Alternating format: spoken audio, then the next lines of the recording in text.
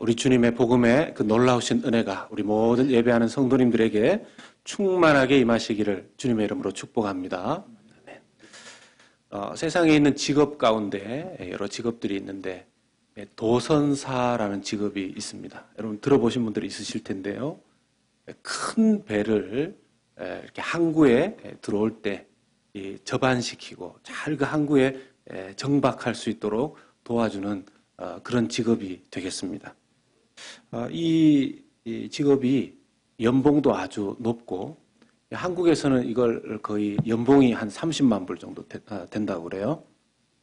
별로 놀라시지 않는데 뭐 많이 받으시는가 봐요. 직업의 만족도도 아주 높다고 그럽니다. 아마 미국에서는 인건비가 더 비싸니까 아마 이 도선사, 영어로는 파일럿이라고 그런다 그래요. 우리는 비행기 조종하는 사람을 파일럿이라고 알고 있는데 원래 어원은 이 배를 조종하는 사람에게서 이 파일럿이라는 이름을 붙였고 이게 나중에 비행기 조종사에게 전해졌다고 합니다. 그런데 뭐 연봉도 높고 또 직업의 만족도도 높은 이 일이 뭐 도전하기가 쉽겠습니까? 이 자격증을 따는 것에 있어서 상당히 어려운데 지원 자격 자체가 이렇다고 그래요. 6,000톤급 이상의 배를 5년 이상 운항해 본 사람. 그 사람이 지원할 수 있는 자격이 된다는 겁니다. 6,000톤급 이상의 배를 5년 이상 몰아본 사람. 이 선박계에서는 3등 항해사부터 보통 시작하기 때문에 3등 항해사, 2등 항해사, 1등 항해사 이렇게 올라가게 되면 이 말의 뜻은 뭐냐 하면 적어도 그 분야에서 이 배의 운항만으로 최소한 20년 이상 베테랑으로 이렇게 근무를 했어야지만 이 도선사라는 직업에 이 라이센스에 도전할 수 있는 자격이 생긴다는 것입니다. 이렇게 어려운 이유는 이 큰 배를 정확하게 큰 배를 항구에 정박시키는 것이 그만큼 어렵다라는 것이죠. 우리가 눈으로 봤을 때는 그 항구에 뭐 물살이 별로 없는 것처럼 보이고 또 그렇게 물결이 없는 것처럼 보이는데 이렇게 높은 실력과 경험을 요구하는 걸 보면 상당히 어려운 그런 일이라는 것을 우리가 알 수가 있습니다. 도선사라는 직업 자체는 이렇게 큰 배를 움직이지만 우리가 그런 큰 배를 움직이는 사람은 아니라 할지라도요. 우리의 인생을 마치 우리가 하나의 배처럼 운항해야 되는 사람들이라면 적어도 자기라는 한 배는 도선사 같은 큰 배는 아닐지라도 자기라는 인생의 한 배는 계속해서 운행해 나가고 있는 사람들이 우리의 인생이 아닌가 생각해 보게 됩니다. 많은 사람들을 책임져야 되는 그런 선장까지는 아니라 할지라도 우리가 우리의 인생이라는 배를 운행해 나갈 때 어떻게 하면 하나님 앞에서 잘 운행해 나갈 수 있을까 하는 것을 오늘 말씀을 통해서 좀 돌아보기를 원합니다. 인생을 배라고 비유할 수 있다라면 우리가 이 세상에 우리 마음대로 우리가 원하는 대로 갈 수 없기 때문에 배라고 표현할 수 있다 하는 것이 됩니다. 왜냐하면 그냥 가만히 육지에 서서 내가 원하는 길로 이렇게 늘 갈 수 있고 아무런 방해도 없는 그런 인생이라면 어떻게 배라고 비유를 하겠습니까? 그런데 배라고 비유할 때는 이 물결 위에 배가 떠 있기 때문에 내가 원하는 방향으로 마음대로 움직일 수만은 없는 그런 삶 속에 우리가 살아가고 있다는 것이죠. 물결이 옆으로 이렇게 움직이게 되면 자기가 가고자 하는 방향이 있지만 자꾸만 떠밀려 내려가기 쉬운 것이 세상살이라는 겁니다. 그도 그럴 것이 세상이라는 물결은 내가 원하든 원하지 않든 어느 한 방향으로 이리도 흘렀다가 저리도 흘렀다가 한다는 것이죠. 우리는 그냥 살지 않습니다.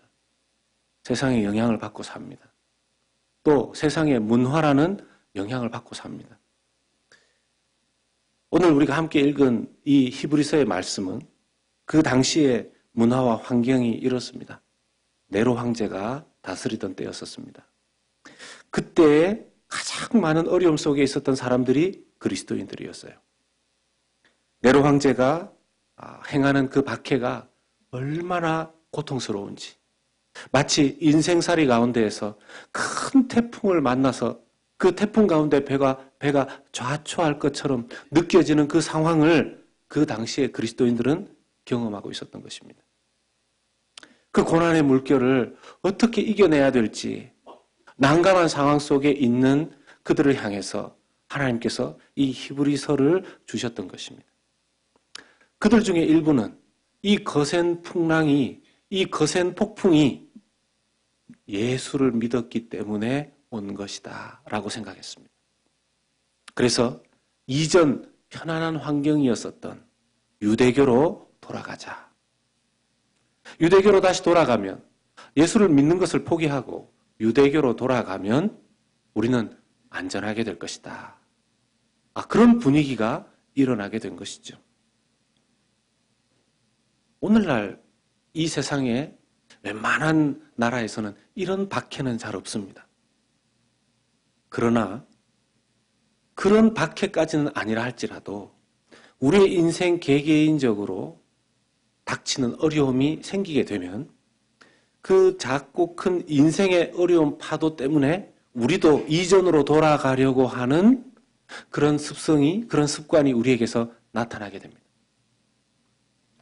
미국으로 처음 올 때는 미국에 와서 더 좋은 일이 있을 것이다 라고 생각을 해서 왔다가 또 미국이 일하면 또 생겨나는 그런 결과들이 자기가 살았던 그것보다 더 있으니까 물론 왔죠. 그때는 미국에 온 것을 기뻐하고 좋아하다가 미국의 어떤 정책들 때문에 자기가 어려움을 당하면 내가 왜 미국에 오려고 했지? 이렇게 생각을 하는 경향이 있습니다. 서로 사랑해서 결혼하고 가정을 이루어서 살지만 그래서 결혼했기 때문에 행복하다고 생각하다가도 서로 배우자 때문에 힘들어지는 일을 경험하면 내가 왜 이 사람하고 결혼했지? 나 좋다고 쫓아다니던 사람들이 더 있었는데. 이런 생각을 하면서 과거를 괜히 되돌아본다는 것입니다. 우리 달라스에 살고 있는데요. 미국의 수많은 이 50개 주 중에서 미국에 올 때 달라스에 정착을 하기로 했었는데 달라스가 막 경기가 좋고 그것이 자기에게 좋은 영향을 끼치면 달라스에 오기를 잘했어. 이렇게 생각을 하다가 또 달라스에 있는 그것 때문에 자기에게 어려움이 생기면 왜 내가 달라스로 왔지? 다른 주가 더 잘 된다고 하는데. 이런 생각을 하는 것이 인간이라는 것입니다. 존 버년이 쓴 철로 역정이라는 책을 보면 주인공 크리스찬이 이 천성을 향해서 좁은 문을 바라보면서 나아갑니다. 그러다가 갑자기 절망의 늪이라는 곳에 빠지게 돼요. 그 절망의 늪은 글자 그대로 계속해서 늪처럼 빠져 들어가는 겁니다. 아무리 허우적거려도 헤어나올 수 없는 그런 상황 속에서 한 사람이 나타나는데 그 사람의 이름은 도움이라는 사람이에요. 이 도움이라는 사람이 나타나서 이 주인공 크리스찬을 그 절망의 늪에서 건져줍니다. 겨우 빠져나와 있는 그 크리스찬에게 도움이라는 사람이 그 늪에 대해서 이렇게 설명해 줍니다. 이 절망의 늪은 좁은 문으로 가려면 반드시 지나쳐야 하는데 없앨 수가 없습니다. 죄를 깨달을 때 생기는 온갖 찌꺼기와 오물이 여기로 흘러내려오거든요. 그래서 절망의 늪이라고 부르는 겁니다. 죄인이 자신의 타락한 상태를 깨닫는 순간 그의 영혼에서는 온갖 두려움과 의심, 걱정이 솟아납니다. 이 모든 것이 이리로 모여들죠. 이곳이 이 모양인 건 다 그 때문입니다. 실제로 우리가 절망의 늪에 빠지는 이유는 세상에 거친 파도 때문이라기보다는 어떤 이유에서든지 자기 자신의 절망의 이유 때문에 그 늪에 빠져들 때가 많습니다. 문제는 이 절망의 늪은 이 세상 삶을 살아가는 동안 없어지지 않는다라는 것이죠. 철로 역정에 나오는 그 도움이라는 사람의 말처럼 우리가 믿음의 길을 가는 과정에서 언제 이 절망의 늪에 또 우리도 모르게 미끄러져 들어갈지 아무도 모르는 것입니다. 그래서 그런 일을 지금 겪고 있는 히브리서를 받고 있는 그때의 그 사람들에게 오늘 또 어떤 세파에 이렇게 저렇게 흔들릴지도 모르고 절망의 늪에 미끄러져 들어갈 수도 있는 우리들에게 주님께서 이렇게 권면하십니다. 오늘 우리가 읽은 히브리서 2장 1절 말씀입니다. 같이 읽겠습니다. 그러므로 우리는 들은 것에 더욱 유념함으로 우리가 흘러 떠내려가지 않도록 함이 마땅하니라.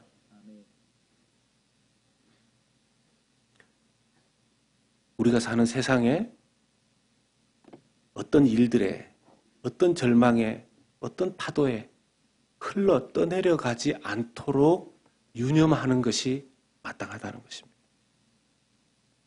그게 세상에 어떤 강물이건 어떤 바닷물이건 늪이건 간에 주의하고 조심하라는 것이죠. 주의하고 조심하지 않으면 어떤 일이 생길까요? 우리가 생각하는 것보다 그 피해가 상당히 큽니다. 하나님을 믿는 성도들은요, 하나님의 뜻에 순종하지 않고 하나님의 뜻에 거역하고 범죄하게 되면 어떤 피해가 있는지 스스로 경험해서 알고 있습니다. 구약의 성도들, 구약 성경에 기록되어져 있는 구약의 성도들의 모습을 보면 그 모습들이 적나라하게 다 기록되어 있습니다. 그리고 지금까지도 오랫동안 기록되어져서 우리에게 경고합니다. 히브리서 2장 2절 말씀입니다. 같이 읽겠습니다. 천사들을 통하여 하신 말씀이 견고하게 되어 모든 범죄함과 순종하지 아니함이 공정한 보응을 받았거든. 구약시대 때에는 하나님께서 천사들을 통해서 많은 말씀을 하셨습니다. 거기에 순종하지 않고 범죄했을 때에 어떤 보응, 어떤 징계를 받았는지 성경을 통해서 알 수 있습니다. 우리는 구약의 성도들이 하나님 앞에서 실패했던 모습들을 보면서 두려워하는 마음들이 있죠. 성경을 보며 두려워하는 마음이 있는 그 성도가 정말 좋은 신앙을 가진 것입니다. 만약 구약의 그런 예들을 보면서 내 마음에는 아무런 두려움도 없다면 그게 오히려 두려워해야 될 자기의 마음 상태가 되는 것입니다. 그러면 신앙생활에 있어서 하나님께서는 이 세상 세파에 휩쓸려 가지 말고 흘러 떠내려가지 말고 그런 절망의 늪에 미끄러져 들어가지 말고 유념해서 이 세상을 살아라. 주신 말씀을 꼭 붙들고 살아라. 이렇게 말씀하시는데 그건 우리의 몫이죠. 하나님께서는 무엇으로 우리의 신앙생활을 도와주십니까?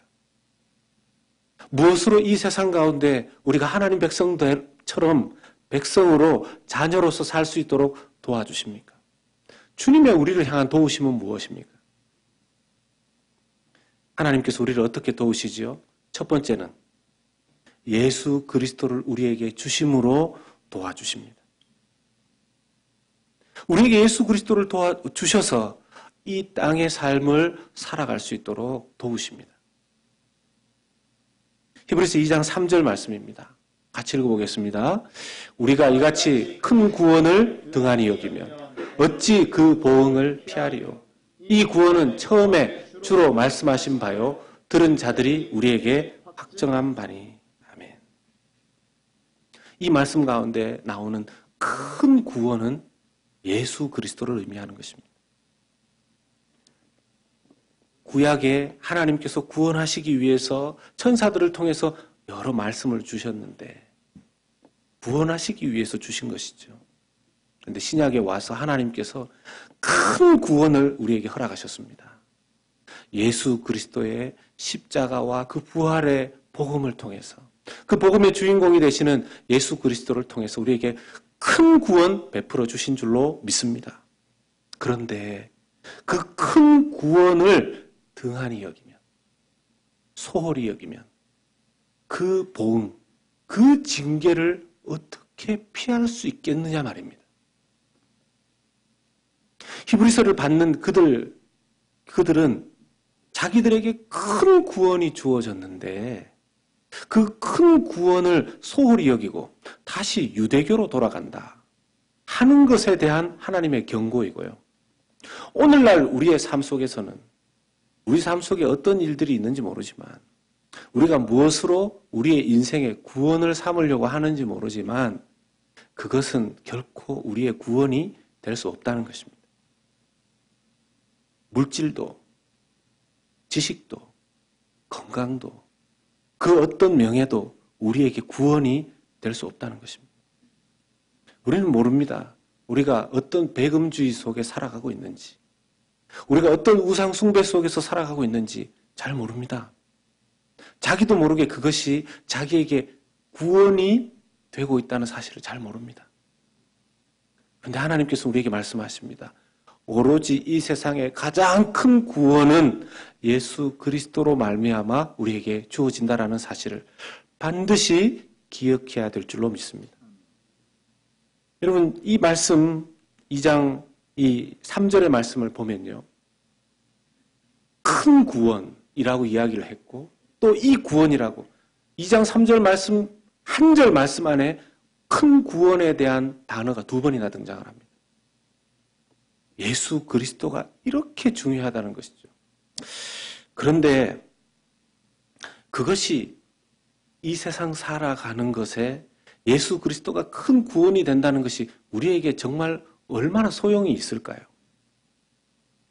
지금 어려운 내 재정을 예수님이 해결해 주신다는 겁니까?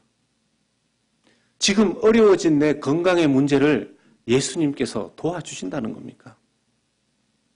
지금 복잡해 어떻게 해결할 수 없는 내 마음의 이 정신적인 또 고뇌를 예수님께서 어떻게 도와주신다는 것입니까? 이것이 어떤 구원이 된다는 것입니까? 예수님은 이 세상 폭풍 속에서 또 절망의 늪과 같은 그런 상황 속에서 큰 구원이 되신다는데 이것은 이 큰 구원이 우리에게 주어졌다라는 것은 오늘 말씀 2장 1절의 말씀처럼 흘러 떠내려가지 않는다. 바다 위에 어떤 것, 항해하는 어떤 배에 비유했었는데요. 우리로 하여금 주님께서 큰 구원이 되어주신다라는 것을 시편 107편 30절 말씀에 이런 비유로 우리가 이해할 수 있습니다. 같이 읽겠습니다. 그들이 평온함으로 말미암아 기뻐하는 중에 여호와께서 그들이 바라는 항구로 인도하시는도다. 아멘. 큰 구원 되신 주님께서 우리가 정박할 수 있는 유일하고도 가장 안전한 항구가 되어주시는 줄로 믿습니다. 배를 잘못 갖다 대면 안 됩니다. 안전한 항구인 줄로 알고 물질의 배, 건강의 배, 또 다른 우상의 그 항구에다가 우리의 배를 잘못 갖다 대면 거기가 안전한 항구인 줄 알았는데 오히려 자기가 파멸되는 항구라는 사실을 오로지 우리가 갈 수 있는 이 개역 개정 성경에는 그들이 바라는 항구라고 되어 있는데요. 개역 한글 이전 번역에는 소원의 항구라고 되어 있습니다. 저는 그 번역이 더 사실 마음에 듭니다. 우리의 소원의 항구. 우리가 어디에 우리의 인생에 닻을 내려야 하는가. 큰 구원이시며 우리의 소원의 항구가 되시는 예수 그리스도에게 우리의 영혼의 닻을 내려야 유일하게 우리의 안전을 보장받게 되는 줄로 믿습니다. 그렇지 않으면 늘 떠돌아다닙니다. 늘 혼란스럽습니다. 원래 이 시편 107편 30절 말씀은 바벨론의 포로로 잡혀간 이스라엘 백성들에게 주신 말씀이었어요. 조금만 기다리면 너희들이 바라는 항구 예루살렘으로 돌아가게 하겠다. 그런데 이게 한 발자국 더 나가면 우리에게 구원을 주시는 예수 그리스도의 품이 바로 저 바라는 항구라고 말할 수 있는 것입니다. 사랑하는 여러분, 우리가 만약 어떤 배에 타고 있다고 생각을 해보십시오. 그러다가 어느 날 큰 태풍을 만났는데 그 시간이 하필이면 캄캄한 어두운 밤입니다. 아무리 그 배 안에 먹을 것이 풍족하고 아무리 그 배 안에 보물이 많다 하더라도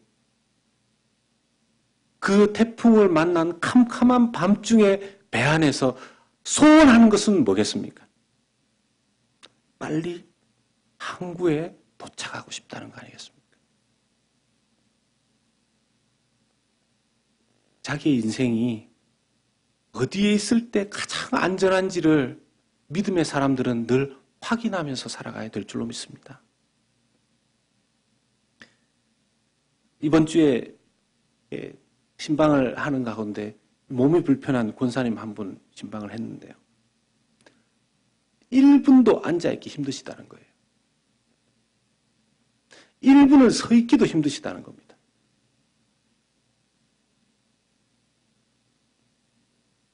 몸이 그렇게 고통스러우면 사람이 정신력도 약해지게 마련이죠.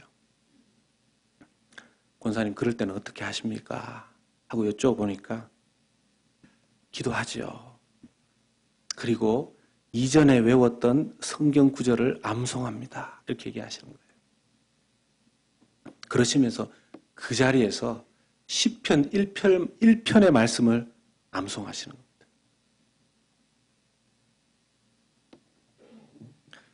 혹시 여기 있는 우리 중에서 나이 앞으로 안 드실 분 계십니까? 혹시 여기 계신 분들 중에서 나는 지금까지도 인생 풍파 경험해 본 적 없고 앞으로도 나한테는 인생 풍파란 없다. 그렇게 자신하실 수 있는 분 계십니까? 아마 단 한 명도 계시지 않을 겁니다. 우리의 그런 인생 가운데 이 세상 이겨낼 수 있는 어떤 풍파 속에서도 이겨낼 수 있는 것은 예수 그리스도를 하나님께서 우리에게 주셨기 때문인 줄로 믿습니다. 우리는 큰 구원을 받은 사람들입니다. 예수 그리스도는 우리의 소망의 항구가 되어 영원한 우리의 정박지가 되시는 줄로 믿습니다. 할렐루야. 두 번째는 우리에게 도움 주신 그 하나님은 우리에게 성령을 주셔서 우리를 도우신다는 것입니다. 우리는요, 고난이 없어서 행복한 사람들이 아니에요. 우리는 큰 구원을 주신 예수 그리스도를 받았기 때문에 행복한 사람들입니다. 그런데 이것을 확신하면서 누리며 신앙생활 하시는 분들도 있고 이런 삶의 증거가 나타나시는 분들도 있고 분명히 예수님을 믿기는 믿는데 큰 구원을 받기는 받았는데 그냥 그 이상으로 증거도 역사도 성령의 그런 확신도 응답도 잘 드러내지 못하고 사시는 분들도 있습니다. 왜 그럴까요? 아니 분명히 똑같은 큰 구원 예수 그리스도의 복음을 믿고 받았는데 하나님께서는 예수 그리스도를 주시고 믿게 하시고 믿은 자에게 성령도 주신 분이십니다. 그런데 문제는 이 큰 구원의 확신 속에서 받게 된 성령님과 더불어 함께 동행하느냐 그렇지 않느냐는 또 다른 문제가 되는 것이에요. 오늘 내가 내 안에 성령님이 나와 함께 계시는지 계시지 않는지 궁금하다면 어떻게 확인할 수 있겠습니까? 성령님께 구해 보십시오.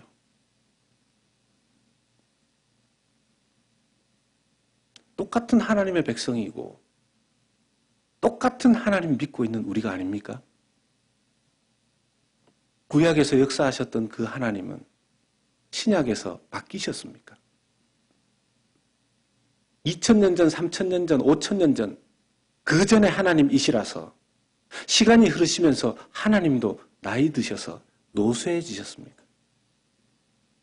아니면 그때는 살아계셨던 그 하나님, 역사하셨던 그 하나님이 신약시대에 과학 문명이 너무 많이 발달해서 지금은 과학에 다 맡겨놓으셨습니까?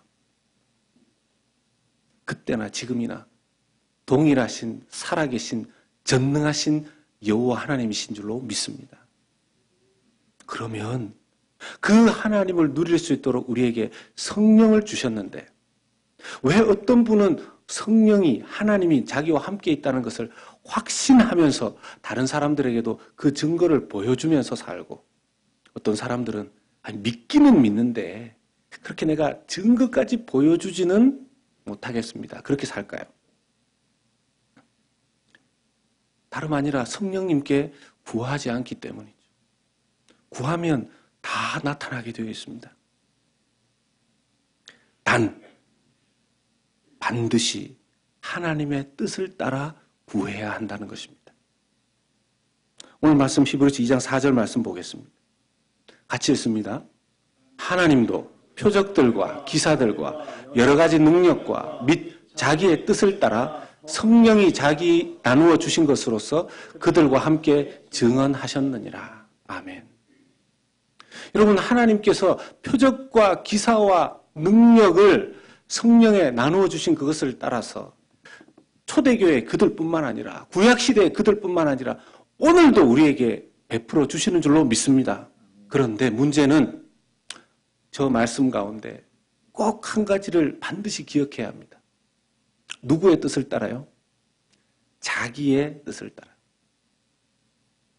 여러분, 저기에서의 자기는 이 자기가 아닙니다. 이 자기가 아닙니다.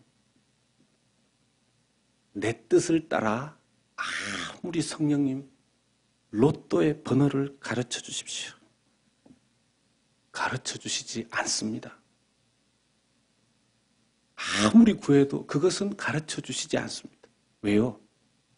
자기 자신의 유익의 뜻을 따라 구했기 때문에 그런 역사는 하시지 않습니다.